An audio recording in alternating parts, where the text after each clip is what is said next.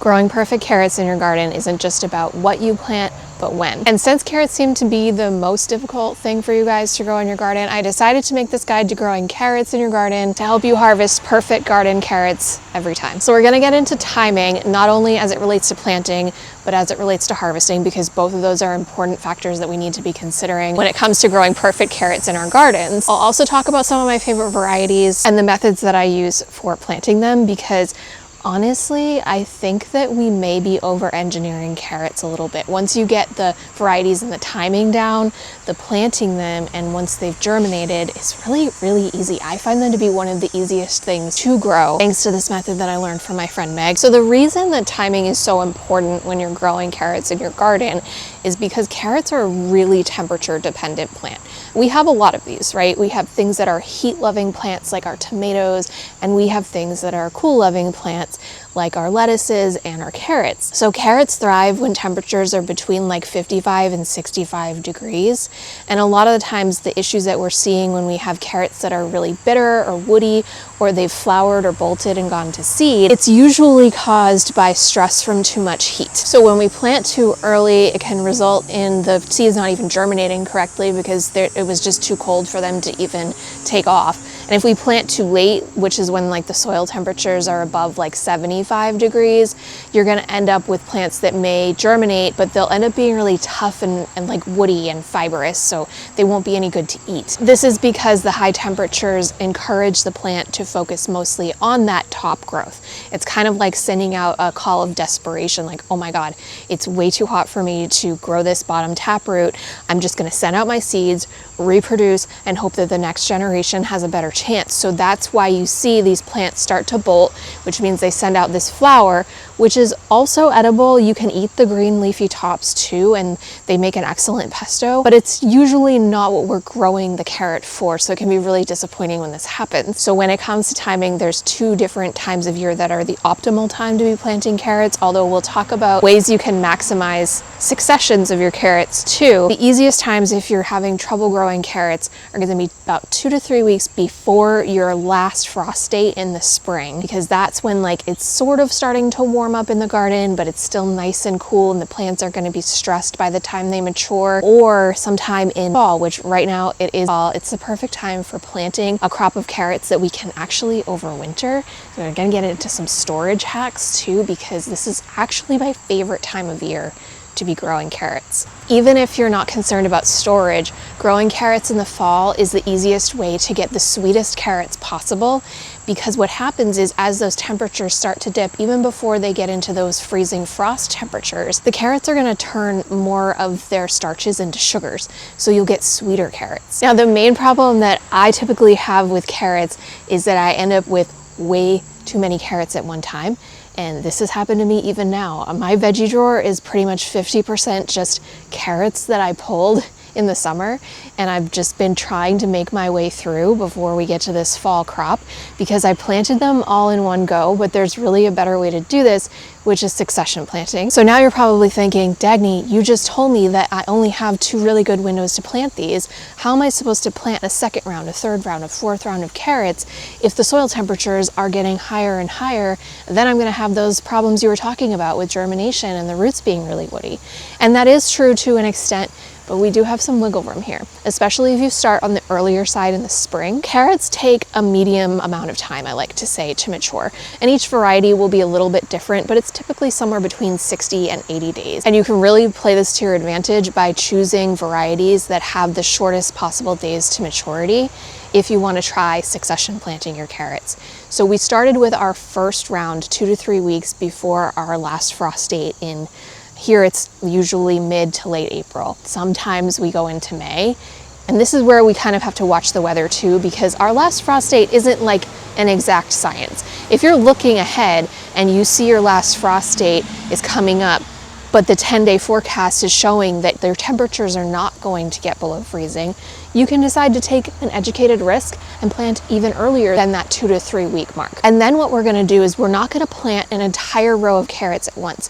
We're gonna section it off. You can do this in thirds, you can do it in quarters, it does not matter. Just divide it up into some fraction that makes sense to you in the space that you have for growing carrots in your garden. And you're gonna plant each block, each fraction of that bed at a different time.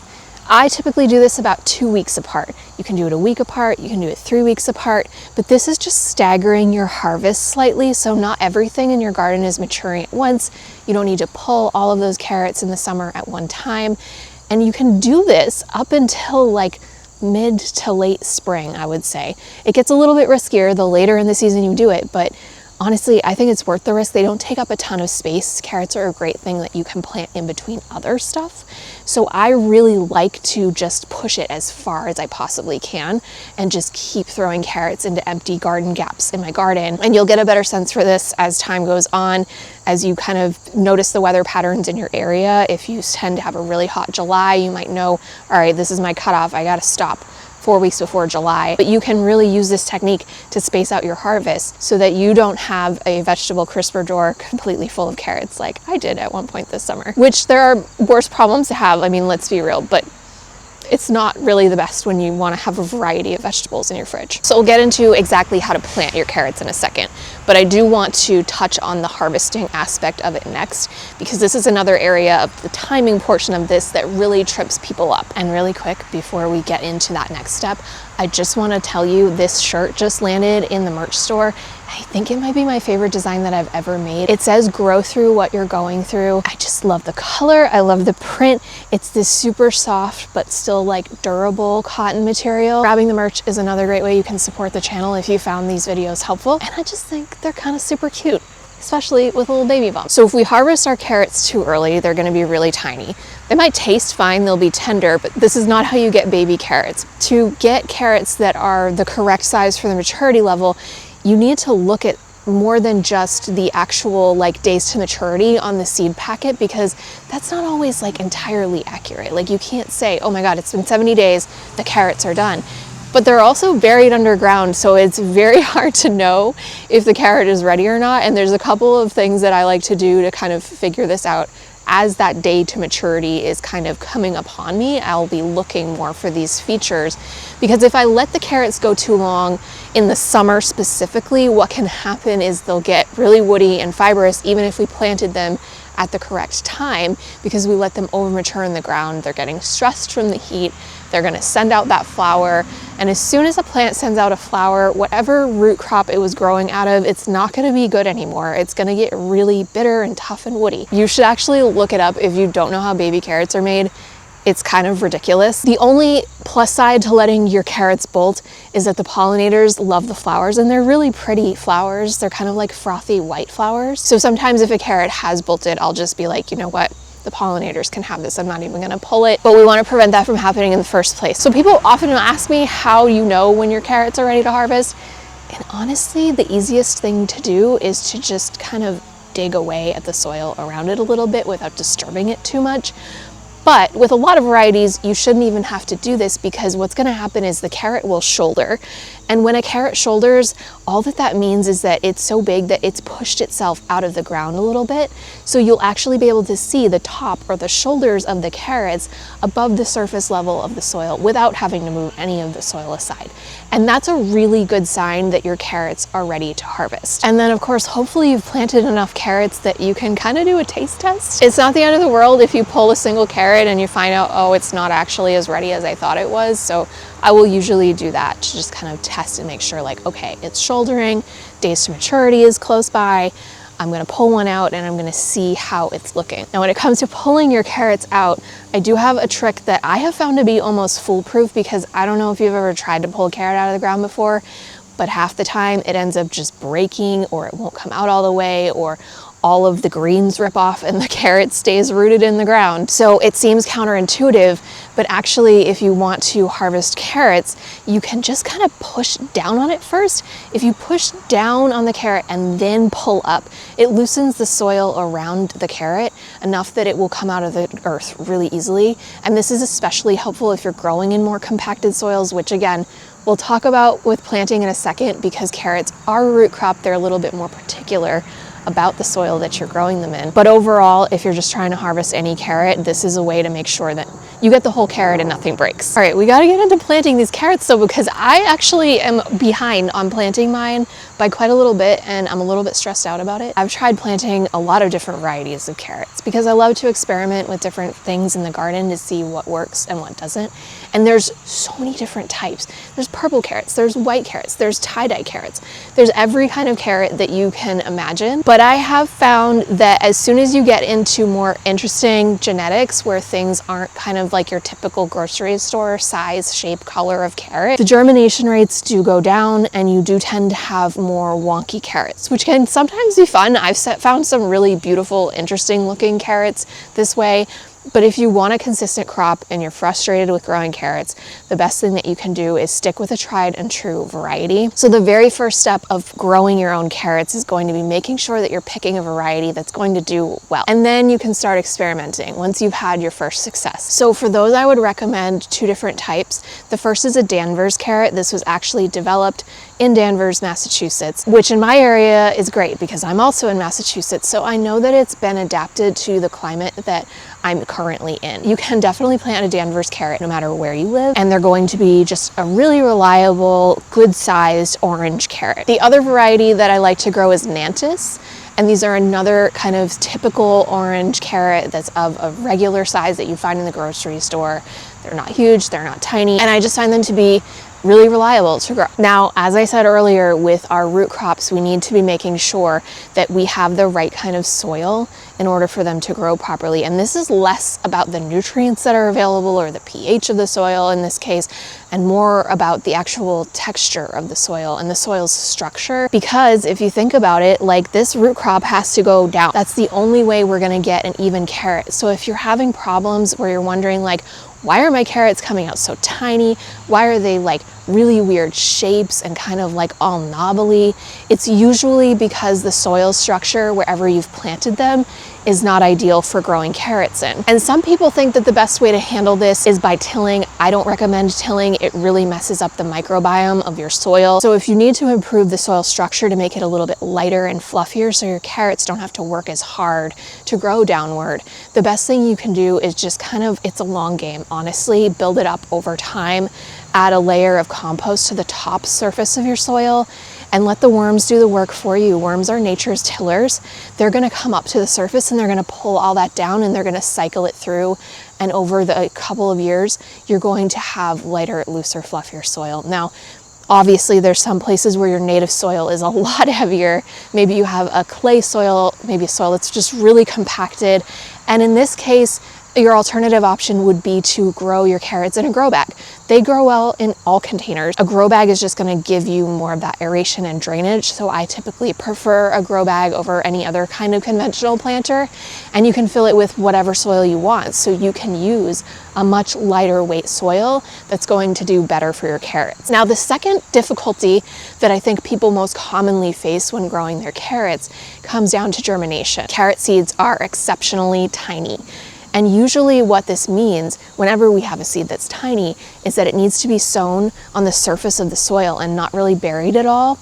And this is true with things like lettuce and all of our like wildflower seeds that are spread naturally by the wind. They just kind of rest on the surface of the soil and then they will germinate.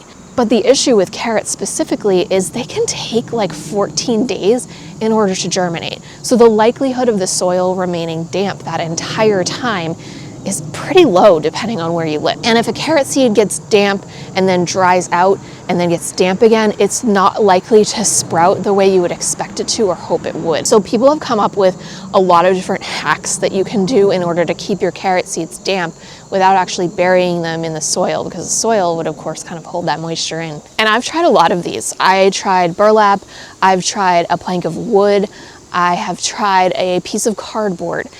And with mixed success, and then it's really irritating because every time you lift up whatever you've used to cover the surface, you're dislodging some of the carrot seeds because they're gonna stick to the wood board, not the soil.